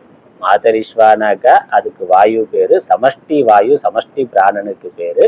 எந்த சமஷ்டி பிராணன்ல இந்த உலகம் எல்லாம் எல்லா ஜீவர்கள் எல்லா உடல்களும் கோர்க்கப்பட்டு இருக்கோ, எது இருக்கிறதுனால கை காலு இந்த இந்திரியங்கள் எல்லாம் செயல்படுதோ அந்த பிராணன் அதுக்கு ஹிரண்ய கர்ப்பன்னு பேரு. அந்த ஹிரண்ய கர்ப்பன் எப்படி எதனால செயல்படுறாருன்னா உள்ள இருக்க ஆத்மாவினால செயல்படுறாரு. எந்த ஒரு ஆத்மா இருக்கிறதுனால இந்த வாயு செயல்படுகிறதோ அந்த வாயு உலகத்தை இயக்குகின்றதோ. அதனால சமஷ்டி பிராணனுக்கும் ஆதாரமா இருக்கிறது ஆத்மா. அதான் எங்க விஷயம். சொல்லுங்க. ஒரு 5 நிமிஷம் கிளாஸ் முடிஞ்சிடும். டைம் ஆச்சு. ஒரு 5 நிமிஷம் கொஞ்சம் உட்காரும். அதனால நம்ம பஞ்சபூதத்துல வாயு தத்துவம் பார்க்கிறோம். வாயு இல்லைன்னா பூமியில எந்த உயிரினங்களும் கிடையாது. வாயு இருக்கிறதுனாலதான் பூமியில உயிர்கள் இருக்கின்றது. அப்ப இந்த வாயு அதற்கு அந்த சக்தி எப்படி வந்ததுன்னா அதற்கும் ஆதாரமா இருக்கு ஆத்மா. அதனால ஆத்மா இருக்கிறதுனால எந்த ஒரு நித்திய சுத்த சைத்தன்யம் இருக்கிறதுனால இந்த வாயு முதலானவைகள் செயல்படுகின்றது. அதனால இந்த உடம்பு உள்ள ஆத்மான நான்கிற உணர்வோட பார்க்கிறோம். அதே மாதிரி பிரபஞ்சத்துக்குள்ளேயும் அது பரமாத்மாவாக இருக்கின்றது. அதான் எங்க ஐக்கியம். ஒரு உடம்பை மட்டும் எடுத்துக்கொண்டு ஸ்தூல உடம்பு நான் இல்லை, மனசு ஸ்தூல உடம்பு அது ஜடமானது, மனசும் ஜடமானது. இந்த ஸ்தூல உடம்பு மனசும் இருக்கிறதுக்கும் இயங்குவதற்கும் உள்ள ஒரு உயிர் காரணமா இருக்குன்னு வெறும் உடம்பை மட்டும் எடுத்துக்கொண்டு உள்ள ஒரு உயிர்னு பார்த்தோம். அது ஆத்மா ஜீவாத்மான்னு சொல்றோம். அதே எப்படி இந்த உடம்பு இயங்குதோ அதே மாதிரி ஒட்டுமொத்த பிரபஞ்சமும் இயங்கி கொண்டு இருக்கு. இப்போ இந்த உடம்புல என்ன தத்துவம் இருக்கு? பஞ்சபூத தத்துவங்கள் தான் இருக்கு. அப்ப இவைகளை கோர்த்து இவைகளை சேர்த்து இயக்கிறதுக்கு ஒரு சக்தி உள்ள காரணமா இருக்கு. அது ஜீவாத்மானா. ஒட்டுமொத்த பிரபஞ்சம் இருக்கு, அது இயங்குகின்றது. அது இயங்குவதற்கு காரணமா இருக்கிறது பரமாத்மா. அதான் விஷயம். அப்ப அடுத்து என்ன சொல்லுது? அடுத்த வரையும் பார்த்து முடிச்சிடலாம். அந்த மந்திரத்தை நீங்க முடிச்சிருவோம். அபகங்கிற வார்த்தை. அபகனா சாதாரணமா தண்ணீர் அர்த்தம். தண்ணீருக்கு சம்ஸ்கிருதத்தை அபகங்கிற அர்த்தம். இந்த இடத்துல கர்மா நாம செய்கின்ற எல்லா விதமான செயல்களையும் அது குறிக்குது. ஏன்னா வைதிக கர்மான்னு எடுத்துக்கொண்டா தண்ணீர் இல்லாம எந்த வைதிக கர்மாவும் கிடையாது.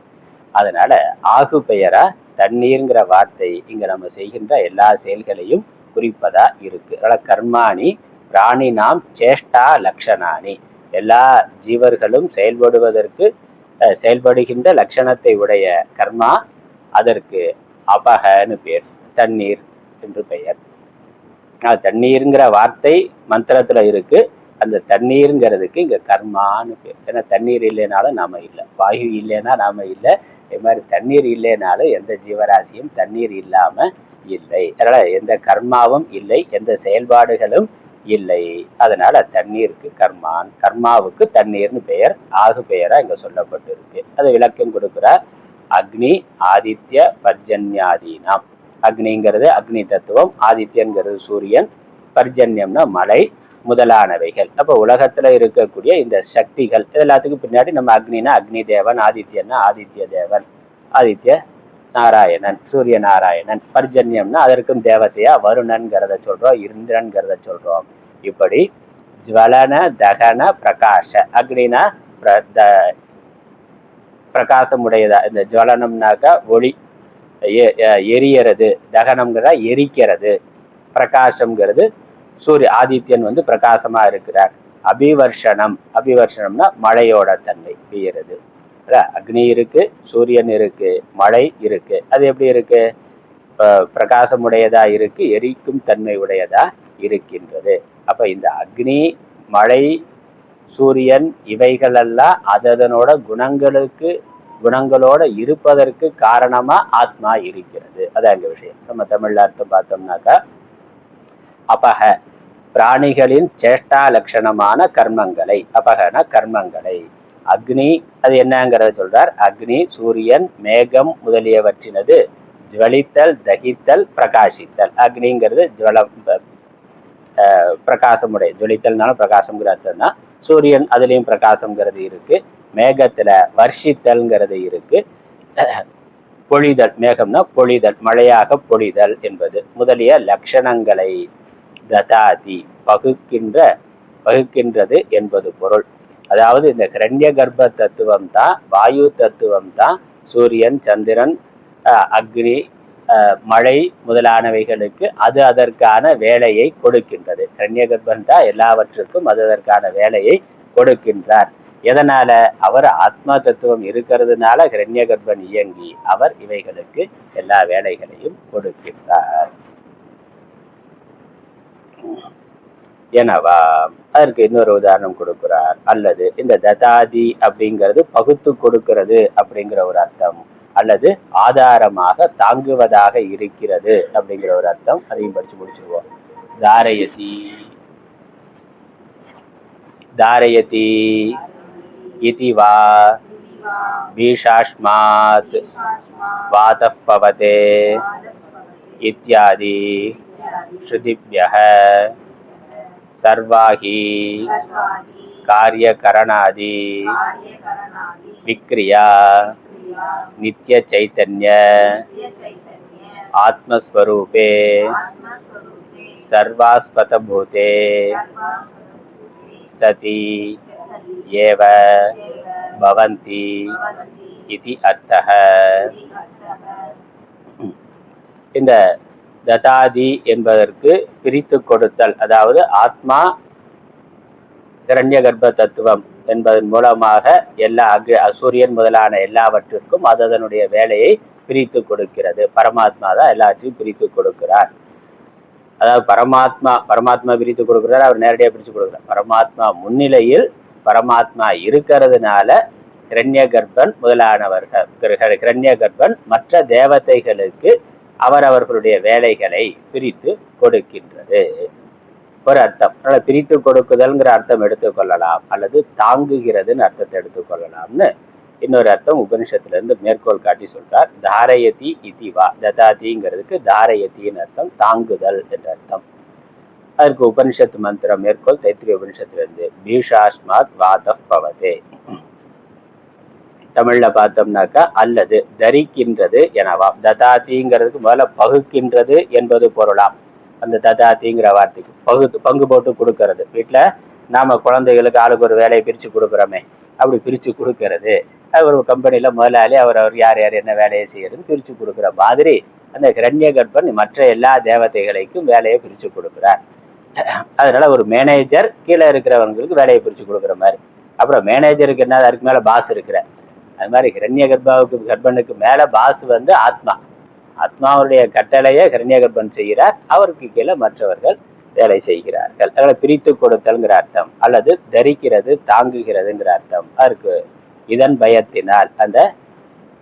பயத்தினால் வாயு முதலானவைகள் செல்கின்றன என்பனவாதி ஸ்ருதிகளால். அதனால உபனிஷத்து அப்படி சொல்லுது. ஆத்மா பயத்தினால எப்படி மேனேஜர் வந்து பார்த்தா, ஒரு சூப்பர்வைசர் வந்து பார்த்தா பயத்தினால வேலை செய்யறாங்க. ஆள் இல்லைன்னா ஏமாத்திட்டு இருப்பான்.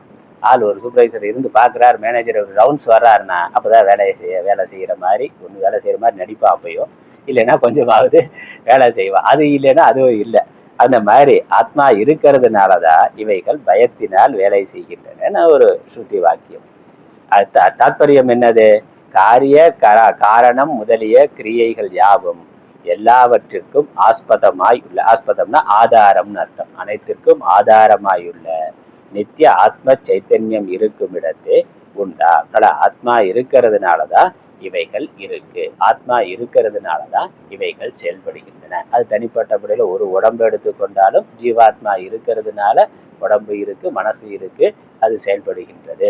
அதே மாதிரி ஒட்டுமொத்த பிரபஞ்சம்னு எடுத்துக்கொண்டா பரமாத்மா இருக்கிறதுனால இவைகள் இருக்கின்றன, இவைகள் செயல்படுகின்றன. அப்புறம் ஒட்டுமொத்த பிரபஞ்சத்துக்கு ஆதாரமா இருக்கிற பரமாத்மா தான் ஒவ்வொரு உடம்புலையும் ஜீவாத்மாவா இருக்கின்றார். ரெண்டு வேற வேற இல்லை. ஜீவாத்மா பரமாத்மான்னு சொன்னதுனால வேற வேற இல்லை. உடம்புன்னு சின்னதா வைத்து பார்க்கிற பொழுது ஜீவன்கிற வார்த்தையை சொல்லி ஜீவாத்மான்னு சொல்றோம். மொத்தமா சொல்ற பொழுது பரம் அப்படிங்கிற அர்த்தத்துல பரமாத்மான்னு சொல்றோம். ஒண்ணுதான். சூரிய பிரதிபிம்பம் மாதிரி ஒரே சூரியன் தான் உலகத்தை முழுவதும் இயங்குறதுக்கு காரணமா இருக்கிறார். அப்புறம் அதனுடைய பிரதிபிம்பம் பலவா ஒவ்வொரு நீர்நிலையிலையும் தனித்தனியா தெரியலாம். அதேதான் இங்க. இப்படி ஆத்மா இருக்கிறதுனாலதான் உடலும் உலகமும் இருக்கின்றன, இயங்குகின்றன. அதான் விஷயம். ஆத்மாதான் அனைத்திற்கும் ஆதாரமா இருக்கு, உடம்புக்கும் உலகத்திற்கும். அதுவே எப்படி? தான் எந்தவித மாறுபாடும் அடையாமல் உலகத்தினுடைய இருப்பிற்கும் இயக்கத்திற்கும் காரணமாக இருக்கின்றது. ஏன்னா அது மாறுபாடு அடைஞ்சிட்டா உடம்பு அழிகிற போது அதுவும் அழிஞ்சிடும், உலகம் அழிஞ்சா அதுவும் செத்து போயிடும். அப்படின்னு ஆத்மாவும் இறைவன் கடவுளும் இறந்து விடுவாருன்னா அப்புறம் திரும்ப அடுத்த உலகம் எப்படி வரும்? வர முடியாதே. இப்போ உலகம்தான் அழியுது, அடுத்த உலகம் திரும்ப இறைவன் இருக்கிறதுனால அடுத்த உலகத்தை அவர் சிருஷ்டி பண்றார். அதே மாதிரி உடம்பு தான் அழியுது, ஆத்மா அழியறது இல்லை. அதனாலதான் அது அடுத்த பிறவியை எடுக்கின்றது, இன்னொரு உடலை எடுக்கின்றது என்பது அடுத்த மந்திரம். இதை இன்னும் கொஞ்சம் விவரித்து சொல்லுகின்றது. அது அடுத்த வகுப்புல தொடர்வோம். ஓம் ஈஸ்வரோ குருராத்மேதி மூர்த்திவேத விபாகினே व्योमवत्याप्तदेहाय दक्षिणामूर्तये नमः. ओम पूर्णमद पूर्णमिदं पूर्णात् पूर्णमुदच्यते पूर्णस्य पूर्णमादाय पूर्णमेवावशिष्यते. ओम शांति शांति शांति. हरि ओम.